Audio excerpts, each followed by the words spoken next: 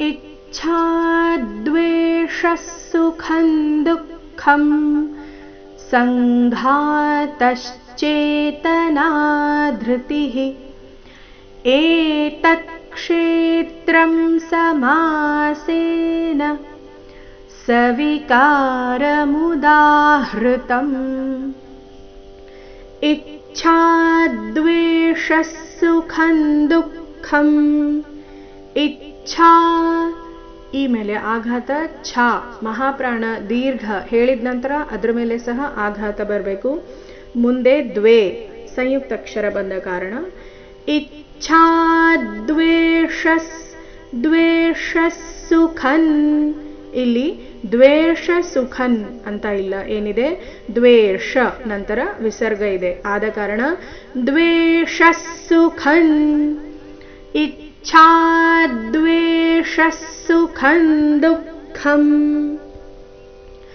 ಸಂಘಾತಶ್ಚೇತನಾ ಧೃತಿಃ ಸಂಘಾತಶ್ಚೇತನಾ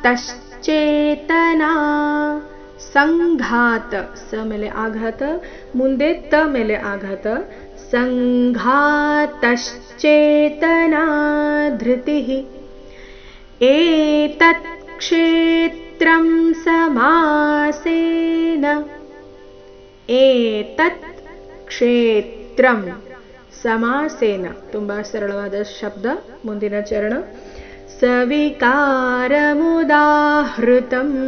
ಈ ಚರಣದಲ್ಲಿ ಎಲ್ಲಿಯೂ ಆಘಾತ ಇಲ್ಲ, ರಸ್ವ ದೀರ್ಘಗಳ ಮೇಲೆ ಗಮನ ಕೊಡಬೇಕು. ಸವಿಕಾರಮುದಾಹೃತಂ. ನೋಡೋಣ ಪೂರ್ತಿ ಶ್ಲೋಕ ಮತ್ತೊಮ್ಮೆ.